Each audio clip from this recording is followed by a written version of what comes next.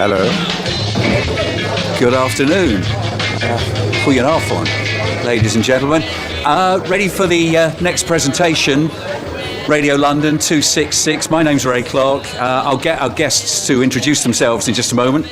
I'm just sitting here thinking sounds a bit like a joke, really. 4 Australians, a Dutchman and an Englishman. I don't know what the rest of it is, and I'll leave it up to the other guys to come up with the punchline. I've been trying to work out in the great scheme of things, who first had involvement with Radio London between our guests. And as I say, I'll get them all to introduce themselves briefly and tell you a little bit about their past and who they are. And then we'll try and make it more of a debate as we go along. And hopefully we'll get some interesting stuff out of that. We've also got some slides that have probably started already or will do. And there's some audio as well that we'll be pausing for. But I think Dave Hawkins is the first person that we'll introduce, because Dave, you've got seniority here, I think. So engineer Dave Hawkins. Yeah. Okay. My name's David Hawkins. I worked as an engineer on the MV Galaxy from early 1966 till the close down in August 67. The term engineer on the Galaxy was not divided into transmitter or studio engineer. We covered all those functions and occasionally had to get down and wrestle with non-functioning generators and what have you in the engine room.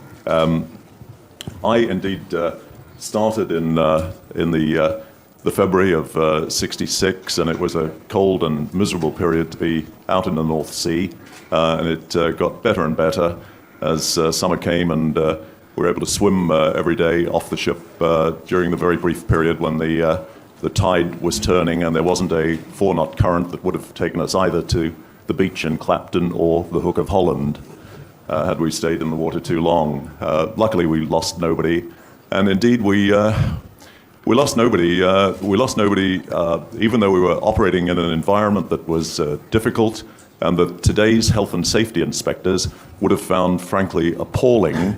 We lost nobody to any sort of serious accident, other than one which I can recall, when somebody fell off a ladder going down onto the tender and strained his leg or something like that on the quay side. So, all in all, it was a great experience, and luckily one that left no casualties. Thank you, Dave. If I can interrupt there, and we'll hear more from Dave, obviously, during the debate. Let's just introduce everybody, first of all. In seniority, I suppose we should have started with this chap's father. Captain Buninga was the guy that, even if you weren't a Radio London listener, I was definitely a Caroline man, but I was aware of Captain Buninga. Here's Ron here, his son, and Ron, in later days, had stories of the ship, but also you lived on the ship after it had moved from the coast of the UK. Just tell us a little about your past and what you remember of Radio London, and then we'll get the conversation debate going. All right, okay. So my name is Ron Beninga. I'm Captain Beninga's son, and he worked on board the ship from early beginning, 1964, until the end in 1967. And after the ship was laid up, I'm sorry. Yeah, try and... Okay. I got a bit touch of asthma, so I'm sorry. I'll try to do my best. Too. Okay. So when the ship was laid up in Hamburg, I got on board, and I served there as a watchman during a year and a half. And I've known the ship throughout all the studios, the engine room, the bridge. So I know the ship throughout. Okay, Ron, and again, we'll ask you for your memories of your father and tales that he might have told when he was on shore leave. I think next to go to the Galaxy, a man who needs no introduction, Graham Gill. Graham, although only there for a while, but you were certainly the next one in line, I think. Yes, in actual fact, I possibly was, Ray, but I was only there for 2 weeks. I mean, the panel's called Get Your Kicks on 266, and I got the biggest kick of all. They kicked me out after 2 weeks. I can tell you the story if you want to hear it, or did you want to know that? Well, it all started with the Wimbledon Palais, when those of you who have read my book will probably know about it, but a guy called Gordon Shepherd spotted me working there because I had to put on some artists, and at that particular time, John Edward was late, and the manager came up to me. He said, I think our Radio London man is caught up in traffic. Could you fill in? Have you heard of the offshore pirate station Radio London? I said, yeah, just about, more or less, you know. And so he said, well, look, he said, no one's going to know the difference if you say you're Graham Gill of Radio London. And here are some jingles, here are some records. And when Dusty finished a gig, I came on, Dusty Springfield. I spanned some records and then put the Small Faces on. And then went to the back of the bar, had another pint of Guinness. And finally, Gordon Shepherd arrived with John Edwards. They were quite apologetic. Caught up in traffic as usual. That Gordon said to me, hey, Graham, I like the way you work. Will you come to our offices on Wednesday? So I came to the office on Wednesday. When I came, I really was prepared to do any sort of work as a working holiday coming from Australia. I spent 14 years in radio there, 3UZ, 3KZ, and then later 2RG.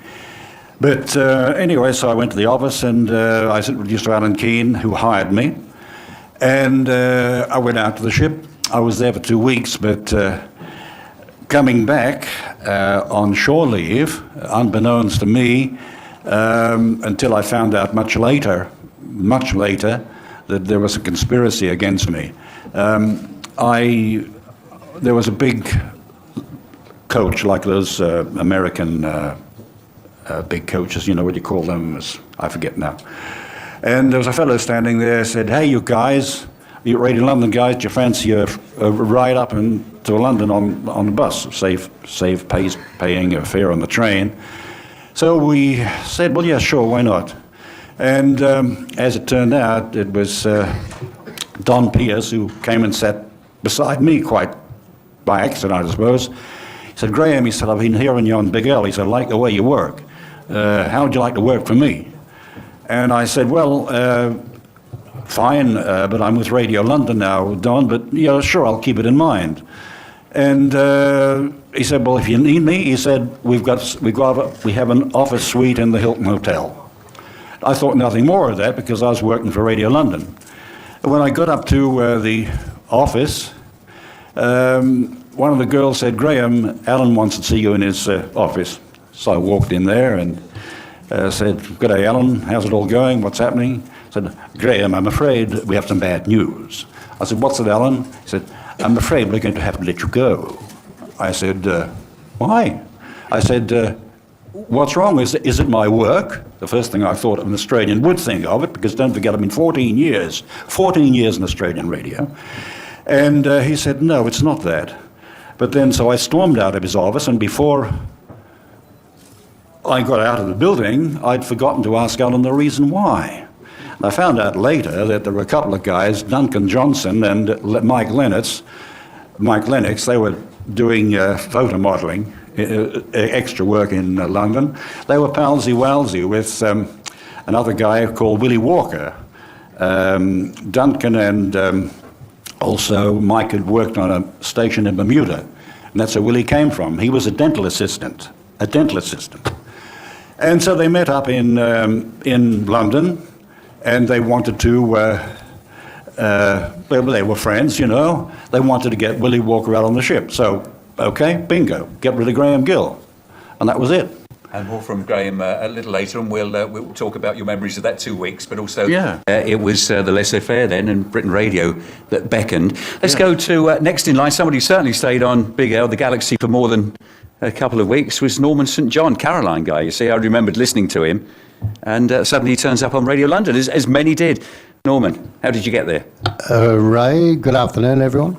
I was offered a job on Radio London. Graham Gill had just left, and it was a couple of months after Dave Hawkins had started there, and I stayed there until a couple of weeks before it all folded up, and I went to Luxembourg. Why I left Caroline? They were wonderful people, and it was a great time. But Radio London was by far more professional. They had the Pam's jingles, and the accommodation on the Galaxy was much better than on the Mi Amigo. And all in all, it just smelled right. And so I went to Radio London. I was very pleased when, after I left Radio Caroline, I was getting something like about 35 or 40 letters a day. And when I went to Radio London, of course, I thought, well, all that will stop and it'll be over. But suddenly my mail increased to about 135 a day.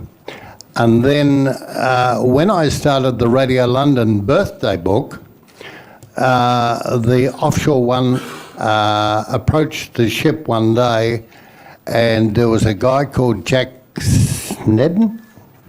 Percy Snedden. Percy Snedden. Percy said to me, I really want to talk to you because you're in deep trouble. And I thought, well, what could go wrong, you know?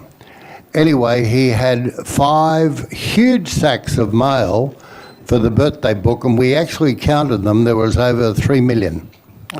And that was just one day. But Radio London had a huge listening audience, and they were a fabulous station. But not only that, they were a fabulous group of guys to work with. Now, you would have probably, like everyone else, heard the stories of the women on board and the drugs and all that. Believe you me, it didn't happen. They were, in fact, quite strict. Although we had freedom of doing reasonably what we wanted on air, but the morale and the morals of Radio London were in fact quite strict. And so all the stories you've heard, sadly, guys, they're not true. That's why we wanted you, Norman. My wife wants to know how many women were on the ship. And of course, I tell her the truth. More from Norman in a moment. Let's complete our lineup. Ian Damon came along just a little later, and they're almost to the end, Ian, or was it to the end? Hi there, you there, and Ray especially. Hi there, you there, and well done for me turning the microphone on for you. I'm Ian Damon, and I have a little folder here which my wife prepared. And anybody who hasn't seen it, and I'm sure there's lots who haven't, if you'd like to have a little look around and Martin, if you would, can pass it round, you'll see a little bit of my history on the Big L Radio London. I came along pretty late in the scene, and I was only on there for the last 3 months. And I was doing a little bit of PRs and what have you with hospital radio station in Bishop Stortford in Hertfordshire, which is also at Rhodes Centre when the Big L nights used to be. And I met up with Paul Kay and the other jocks who came out to do that, and I introduced them, and they all said to me, what on earth are you doing this for? Because I'd had 7.5, 8 years in broadcasting in Australia, and as a matter of fact, Graham Gilson and I worked at 2RG, and I was there from 54 until 57, went to Young, and then came overseas, did tours and all that sort of thing. So consequently, I was a professional broadcaster, as Norman and Graham and several others, including Ray, of course. And consequently, Paul said to me, oh, look, he said, I'll give you the sheet that we have as an audition. Now, it had a couple of trip-up words in there, which those who weren't professional knew or didn't know these words. One was Phnom Penh, which of course is in Cambodia, and the other word was, anybody know it? No? Authoritative. And those words were in a news bulletin, and I had to read as an audition. I made the little tape, and Paul Kay took it into Curzon Street. And I had a letter from Alan Keane saying, Ian, thank you very much. You're next out if somebody leaves. And I thought, well, that's nice. At least I'll know that perhaps I'll get the job. And lo and behold, 1 week later, Ian, can you come and take Tony Blackburn's place? He's going to go to the Light programme of the BBC and then on to Radio 1, which he did. And so therefore, I took Tony's place. Now, having known all these guys, from coming out to the Rhodes Centre, they knew me as soon as I got on board, but they didn't know, because my real name is Ian Davidson, that who's this Ian Damon guy, and how did he get his name? Well, obviously, apart from Norman and several others who kept their names, like Keith Skews, etc., from Caroline, I had to change my name. And I looked at up the telephone directory, and I went everywhere thinking, who the heck can I be? I wanted an Ian, and I wanted a name starting with D. And I ended up looking at the ballad box of that week on the Big L, and it came up with a guy named Alan Damon, who had a minor record with Sweet Maria on Mercury Records, and I'm always a label checker, as those who've heard me over the years know. So consequently, I used the name Ian Damon. And as I said, I went out to the Galaxy via the Mi Amigo, because the Dutch crew had their lunch over there, and it was a Friday, not a Tuesday.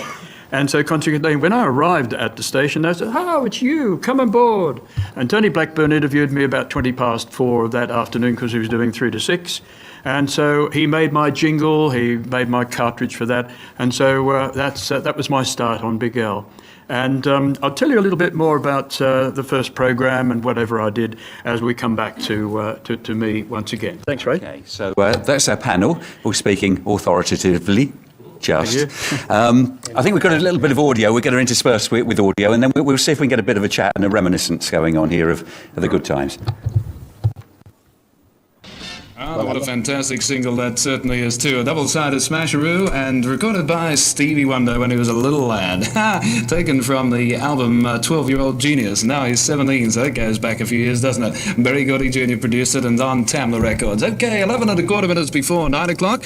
To go, we have 11 1/4 minutes before Willie Walker. But right now, let's say hi there, you there, to Curtis Meadow, who lives at number 22 West Side, Hendon, London, NW4. And thank you very, very much for writing. As it happens, you say, you're an American, and you've been over here for a couple of years, and you like a pen pal. Well, I haven't had any pen pals out tonight, so let's give one right now, and my last one, as a matter of fact, too. The pen pal for this young gent who prefers English girls, although any European or American girl will do, as long as she can speak Spanish, French, or English, preferably English. So, Anyway, Ian, a little bit of you from, what, That was me 1967? on the last program I did on the 7th of August, 1967. Good quality? Yes, it came off a reel-to-reel. Okay, we'll hear more audio. Let's talk about life on the ship. And Dave mentioned, in fact, all of the guys suggested that morale, in most cases, was pretty good. Who was in charge? I mean, was it Ron's father ultimately, because he was the captain of the ship? But who looked after the presenters and the engineers? Who was in charge? I suppose in terms of any disciplinary thing, if anybody did anything dreadful, then it would have been Captain Buninga, who told somebody that he had to pack them and go, whatever. But fortunately, it never got that far. It was almost autonomously self-governing, other than I guess in the senior disc jockey Tony Windsor for a lot of the time had control over programming and the way that people presented themselves, but it wasn't a tightly disciplined military operation, far from it. Graham, you'd been on, you ultimately went to the Forts and to Britain Radio as well. Were all of the stations happy atmosphere most of the time? I think in many cases there were quarrels and small quarrels and things like that on most of them. But I will say on 390, there was nothing like that at all. Britain Radio England, I had a few crosswords with Larry Dean in those days because like Ian, I'd been reading news on Australian radio for 14 years anyway. 10 years. Larry he was head of news, and the Radio England, Britain Radio newscast was every half hour, but we had to have things done his way. And when we got to things like the weather, I had to say, it's 15 degrees and the Wide and Wonderful. And I asked Larry one day what the hell was the Wide and Wonderful, and he couldn't give an answer. But it was nothing. I still got along with Larry Dean. He's a great broadcaster and a good friend. We've not seen each other for years, but he was in charge, and that was it. But on 390, there never any problems. Radio North Sea, I was not able to get along very well with Castricum, the cook there. I didn't hate the guy, but just couldn't. Hank Chalmer, the other cooks, and Will were just fine. And on North Sea, there was I didn't have any aggravation with anybody. And getting back to Radio London, I didn't have any aggravation with anybody while I was there for the 2 weeks. I remember on the first day I came out to Radio London, Tony Windsor, knowing I was a fellow Aussie, a minute before I went on air, the first record I played was The Who's Substitute, which was very popular at the time. He said, Graham, he said, when you open that mic, don't forget you're talking to 10 million people. You see, on Australian radio, you're not talking to 10 million people just like that. And in Radio London, you were. And it didn't make me nervous. I just got on and did the job. Heck of an audience. Sorry to interrupt, Graham. Let's go to Norman here. An amazing audience, wasn't it? I mean, were you aware when you were on that ship, just half of Britain was listening? I don't ever recall that you sat there and thought, I'm talking to 25 million people, because it didn't matter whether you were in broadcasting in Australia or Radio Caroline or Radio London or BBC or wherever. You sat there and you talked to one person. There could have been 20 million, there could have been 25 million, but in your mind's eye, you didn't take that into consideration. You just played your music and you had some fun, and as a consequence, then I guess the audience was quite huge, especially for Radio London. You, I mean, all young men in those days, did you use that to your advantage? Hello, I'm Norman St John from Radio London. How many times did you utter those words? Yeah, the odd ones. But I was born Norman St John. And when I joined Radio London, Phil Birch said to me, why do you want to be called Norman St John? I said, because it's my name. And it would be nice to be, because I'd forget who was talking to me if you called me something else. So I just always had my own name, right throughout my radio and television career, had my own name.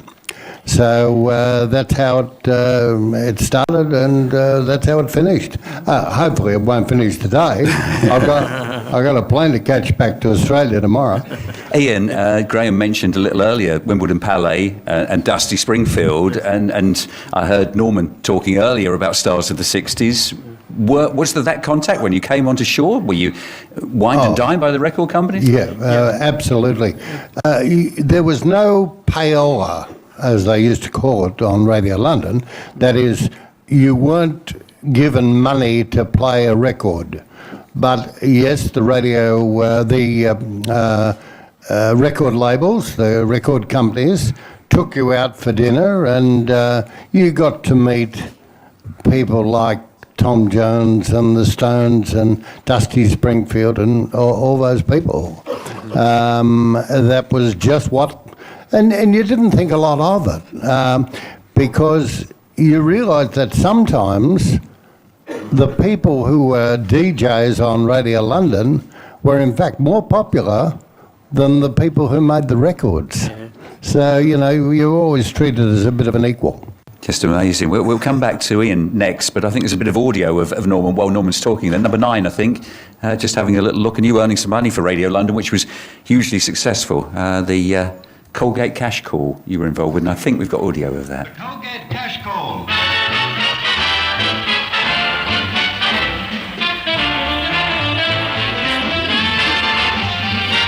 You want money? I'll give you it. Program in which each morning some lucky person will win £10. We'll tell you how in just a moment. Like to win £10? Who doesn't? To be eligible for this daily prize, courtesy of Colgate Palmolive, all you have to do is send in a postcard naming 4 Colgate products. Then we select one card each day. If you're the lucky one, we'll telephone or visit you at your home. If at this time you're able to answer a simple quiz question and produce one of the products named on your card, then you'll be the lucky winner of a brand new crisp £10 note.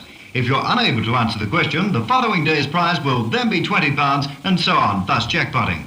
Don't forget, send your card today to Colgate Cash Call, 17 Curzon Street, London, W1.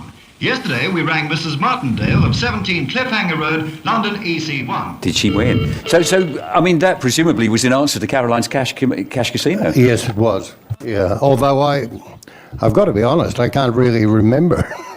But I do know that we had a lot of young ladies sent in a card, and I visited every one of them. I can believe that. Ian, you were talking about your first programme. Yes, Ray, my first programme was 11 to 2, taking part of a bit of John Peel's time when he was on shore. But suffice to say that my very first programme, I asked Mark Roman, just as I was going down below into the studio, Mark, how many listeners do you reckon we've got this time of night? And he said, oh, rough estimate, about 8 million. I went, ah.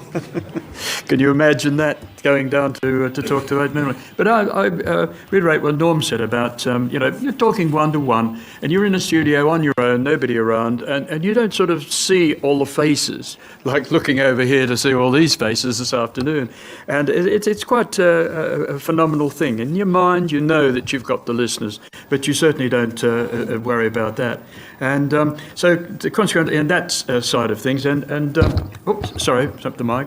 A little bit earlier, when Dave was on there, who we called Hermione, the day that Alan Keane came out, Philip Birch came out to the ship to tell all the jocks that the station was closing. I had to dep for stew pot that day and did the 12 to 3. It was so hot that afterwards Dave and I swam around the galaxy, and that may be have not been told before, and that was rather fun. He did beat me. Dave, I'd imagine with such a huge audience, the pressure was on you guys to keep it on the air, and if there was any problem, then you were hot-footing down to the transmitters. Yeah, it was the mirror image of people who imagined they were just talking to one listener in a room. We knew that if the station went off the air for any period of time, that people would turn their dial to another station and that advertisers would walk away. So we had loudspeakers monitoring the program in every part of the ship. You couldn't take a pee without listening to the output of the ship. And if it went off for a moment, it was down to the transmitter room to see what was going wrong and make sure it was restored as quickly as humanly possible. Graham mentioned a little earlier the news and the weather, not on Radio London, but then we go back to Norman again for a bit of a stitch-up, to be honest, a pretty historic stitch-up with somebody having a game with you. Was that Kenny Everett? And Kenny Everett and Keith Skews. We had the news, and between each story there was a little Pam's recording of or something like that. And Kenny Everett superimposed all these little noises with cows and trucks and everything else. I did get through it, although only just. But it's marvellous when you think of Radio London and the guys that were on there and how small the world really is. As an example, there was a radio station quite famous in Australia called 3UZ in Victoria, and I got a job there because Graham Gill left. And then I got a job at Radio London because Graham Gill left. I want to know what he's doing tonight. So, Graham, why were all these Aussies over in the UK? Well, I guess I think with most Aussies, we live on perhaps the biggest island continent in the world, so we're sort of isolated. Our nearest destinations are places like New Zealand, Singapore, or Hawaii, or Tahiti. And to get to London, which is the biggest city in the world in those days, the capital of the British Empire, was my ambition to travel. And not just me, but I guess a lot of other Aussies wanted to do the same thing. They wanted to travel, see the world, have a working holiday, and those of us who worked in radio in Australia obviously had hopes of doing something Were you aware of the pirates before you left home? Yes, we were. Although when I contacted my old friend Alan Freeman, we worked on 3KZ together, Alan told me that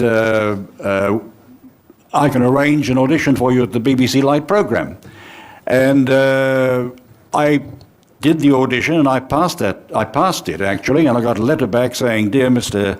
Gilson, we're well aware of your qualifications, and we're pleased to inform you that your name has been added to our list of available broadcasters," which turned out to be about 35, 40, so I just let it go. I was flatting at the time in Nevin Square with three other theatrical gents, and their agent was the one that got me the gig in the Wimbledon Palais, which led to other things, as you know. And Alan told me, he said, if they ask you to work with the offshore station, he said, do it, he said, that way you won't be kept waiting. But I was prepared to do any sort of work in Britain, which I did. I worked in a pub, I worked in a department store and doing all those things, but working in radio in Britain was fantastic, and my 2 weeks on Radio London was also good too. As with the other offshore stations. Ian and perhaps Dave here as well, towards the end, was there, as a listener, we were reading stories in the paper that Caroline was to continue, but there was a suggestion that perhaps Big L would. Were you aware of that when you were on the ship? Was that ever spoken about? Yes, it was indeed. And as a matter of fact, our MD, Philip Birch, had arranged to go to Andorra, I think it was, Dave, was it not? Portugal. I think there are several countries. And also where was it? Liechtenstein. That was another place that he thought we could get a transmitter and put it on there. But unfortunately, everything came to nothing, and so consequently, he announced that we would close down on that particular occasion, which we did.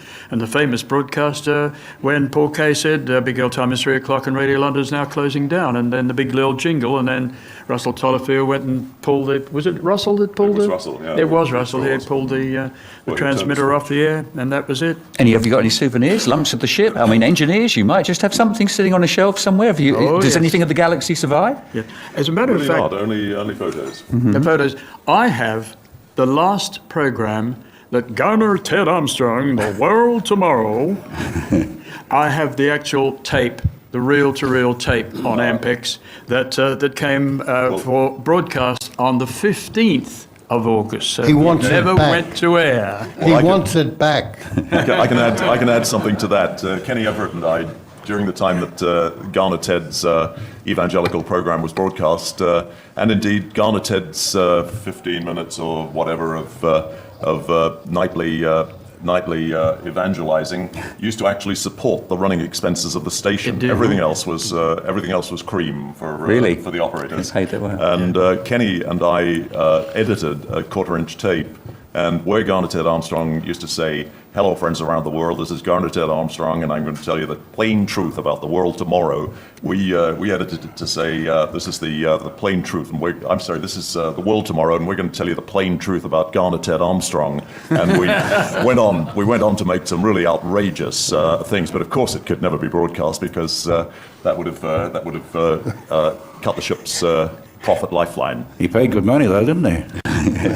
More. Let's come back to the life of the ship in just a moment. We'll make room for questions, but let's try and bring Ron in here.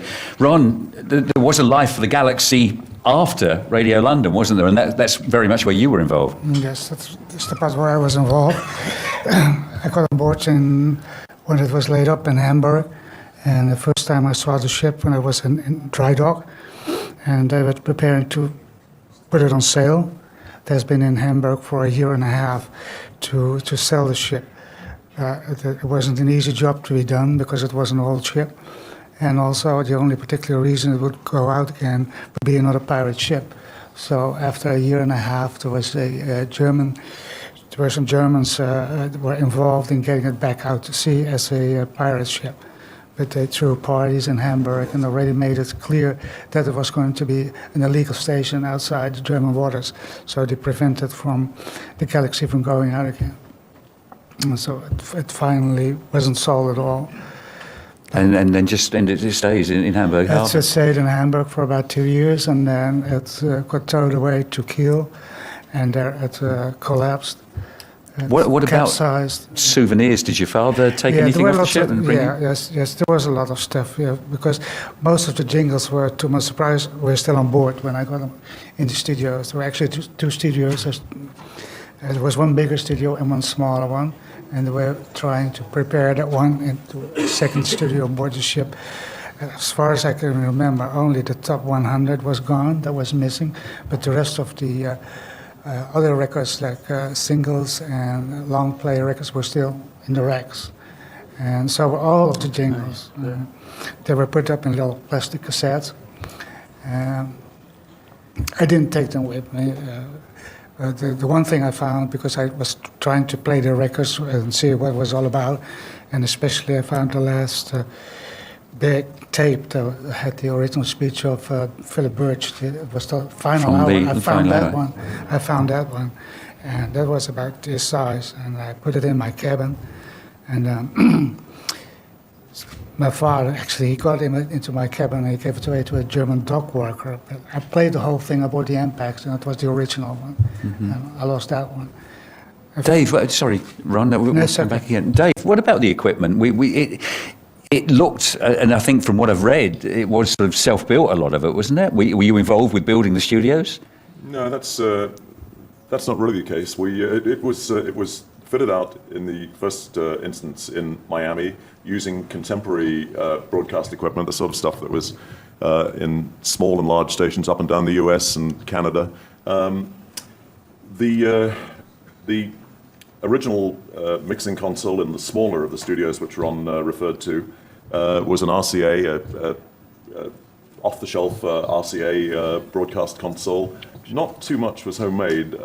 In fact, when we built the larger studio and the original Miami fitted-out studio became a production studio for doing jingles and adverts and things like that, and we built a console for that. But really, we didn't have to fabricate too much on the ship. It was all, as I said, largely commercially available equipment. This one perhaps aimed at Norman and Ian. And Norman had left before the Marine Offences Act, and you'd gone to Luxembourg, hadn't you, Norman? Yes, I did. Was the writing on the wall? I mean, were you guys aware that it couldn't last forever, or did you think you could get another 6 months, year, 18 months out of pirate radio? No, I was fairly convinced that it was going to close down on the day that the government wanted it to close down, because Radio London and the backers and the people behind it, they were all extremely honest people, and if the government said enough is enough, despite the fact that Phil might go on to Liechtenstein and other places in Europe to try and get a license to broadcast from there, as indeed Radio Luxembourg, they were honest, law-abiding people, and I got wind of the fact that it was going to close down in about the July, early in July, and so then I was offered a job on Radio Luxembourg. When I went off finally from Radio London, I was then offered a job on the BBC, but I'd already promised to go out to Luxembourg, and I lived out there for 2 years, and it was a wonderful, wonderful time of my life. I really enjoyed it. Ian, this is the embarrassing question that broadcasters don't ask, but you try and find out. But now, 40 years on, I think I can. What was the pay like? Not too bad to start with. I think we earned quite. I didn't earn as much as Norman did because he'd come from Carolina and had more an established. Did that help? Was that you come over here? There's an extra dosh for you? No. But I can tell you that it certainly helped your salary if your agent happened to be also the managing director of the station. Because Philip Birch Agency. And Philip Birch had set up the Philip Birch Agency, and I signed with Philip. And so that's where I got sort of the inside running that it was going to close down on the 14th of August. I can tell you all now, it's not an embarrassment, that my salary on Radio Caroline was £38 a week. But it did jump up to 90 when I went to Radio London, of which Phil got a small cut, but it was about 10%, I think.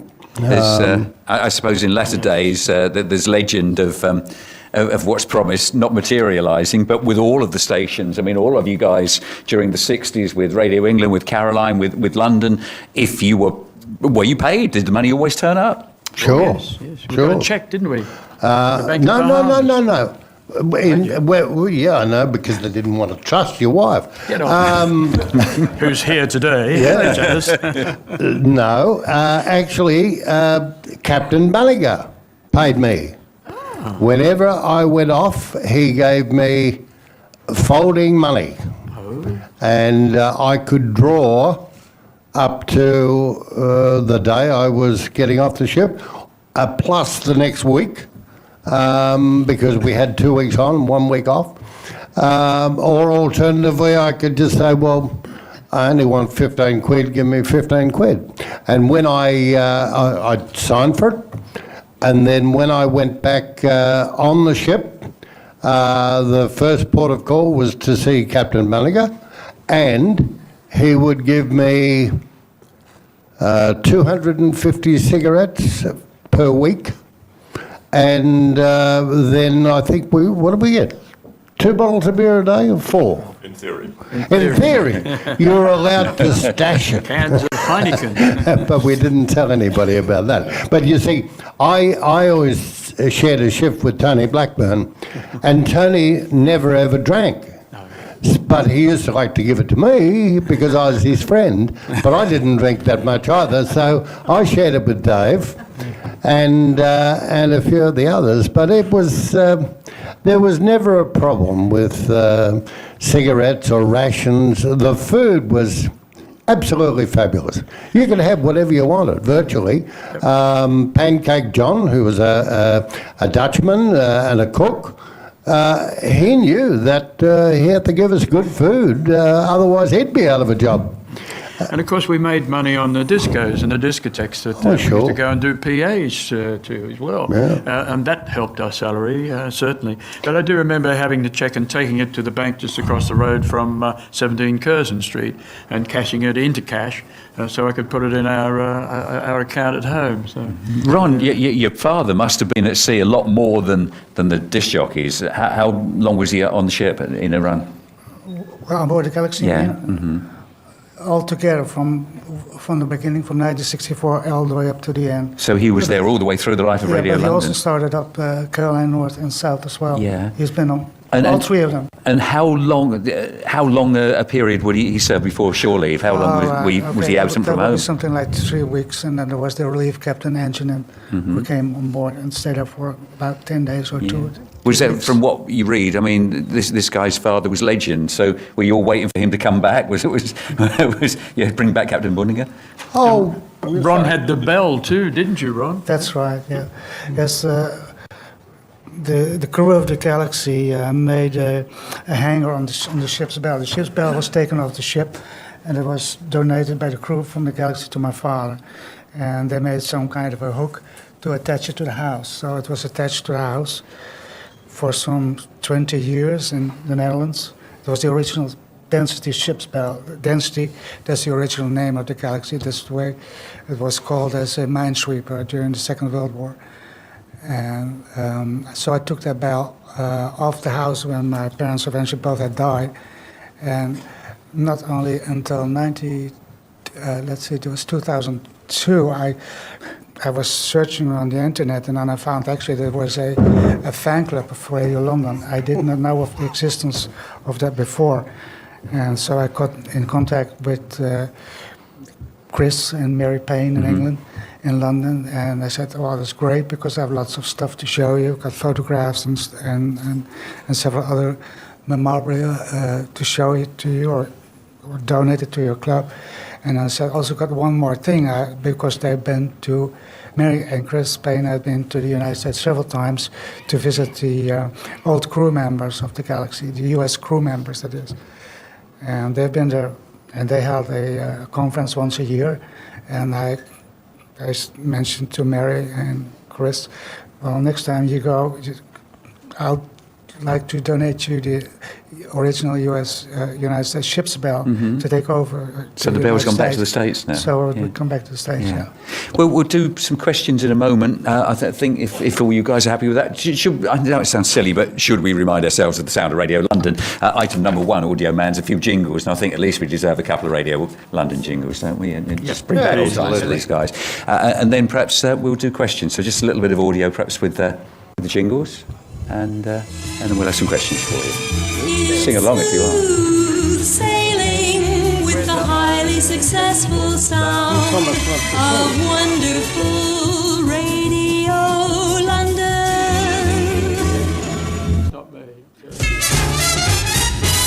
Wonderful Radio London. Big L. Just a thought, Dave. You would have been there with the master tapes kicking around.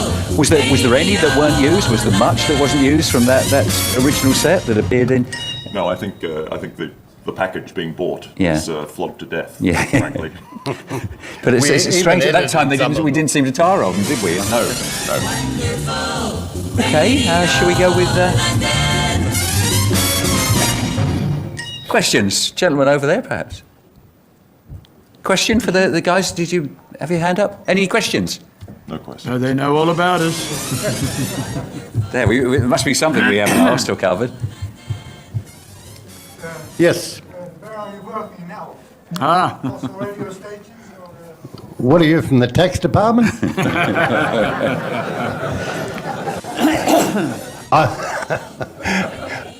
I can only talk for myself. I have a wire company that manufactures fencing. I also do film and television documentaries and guest appearances at conferences and things like that. Keeps me up the streets. I worked for Alan Keane over 4 times. At the last one where I actually officially retired from was County Sound Radio Network, including Eagle Radio in Guildford in Surrey. And as I say, 4 times Alan called me to work with him, which was great. I've done other radio stations since as a volunteer, etc., and finished my last broadcast on the 21st of August this year. And I actually heard the recording that I made by my son, because we went down the Danube and the Rhine and the Main and what have you from Amsterdam in August, and he phoned me up. We were in the Budapest airport, and he said, "Dad, listen to this. Here's your last link on the radio," and I heard it on my telephone, which was absolutely amazing. Do you guys still get a kick out of hearing your voice on the radio, Graham? I mean, do you still get a kick when you can confess to us? Do you still get a kick when you hear your voice on the radio? To be totally honest, I never really worried about it, I hate listening back to tapes of, because in Australia we had to record programs sometimes, particular different ones, like I did World Famous Tennis on 2RG, for example. I never listened to it back. No, I don't, to say I don't get a kick, it sounds great. Maybe I get a bit of a kick, put it that way. A bit of a kick. We'll put that as a yes then, eh? Yeah, okay, yeah. Yes, okay. Dave, what about you? You've stuck with engineering, haven't you? Yes, I have. Yeah, I've been designing music recording studios, some broadcast facilities, film dubbing facilities for the period really from '67 up until about now, up and down Europe and down to Southeast Asia and indeed West Africa and so forth. So I had a wonderful springboard, if you will, between technical education and working in the real world. I had a 18-month period in something that I knew would never happen again. That was absolutely unique. Every day on the North Sea was a day that could never and will never happen again. Norman, let's when we're getting to last thoughts. I mean, your thoughts of those days. Do you still often think back to them? Oh, a lot. Somebody asked me before, why did I come here? Well, the truth is I left Australia last Wednesday and I'm going back tomorrow. And I only came for this day. Why? Because Radio London, Radio Caroline, Radio Luxembourg, they were fabulous years in my life, and it's you guys, every one of you, that made them those fabulous years. Mm-hmm. Do I miss them? Do I think about them? Yeah, you bet. I do, every day. Ian? Thank you. Well, my voice is still on the Oldies project, which is a program you can hear every Sunday from Holland, and thanks to Hans Brickerman for putting that together each week, and of course through Mary and her website as such, and as Ian Damon, the Wombat, and there's a little wombat, you can see that. Tony Brandon called me that out on the ship, and consequently, yes, I still listen on a Sunday, and I hear, there's my link, as Ian Damon. Damon. But consequently, I must thank Hans and Martin, certainly Ray, for putting us all together as they do every year. 33 years this has been going now. That's good. Yeah. And it's absolutely marvellous, and I hope that it'll carry on for many, many years to come. And from me, Ian Damon, bye for now. Be good as you should, or be bad as you wished you had. And Graham, do you still think that was the right decision to get on that ship and come over to Europe? Oh yes, very definitely. It was a pleasure to travel, see the world. I enjoyed very much my radio time in Australia, and having come to this side of the world and to have worked with the offshore stations, it not only was a pleasure, it was also a privilege. And to agree with Norman, if it wasn't for you people out there, you listeners, well, it might just never have happened, but it did, and it was certainly a great time. I'd like to thank you all very much. An amazing time, wasn't it? Yeah. And Ron, thank you again. Ron's just about to appear on a radio station, aren't you, Ron? Gentlemen, thank you very much. Just one last call for questions. Any questions? If not, I'm sure, well, as we know, all of these guys will be more than happy to have a chat with you once they're off the podium. Any questions? Thank you very much. I'm tempted to say big old time is 3 o'clock and Radio London's now closing down, but thank you. Thank you very much.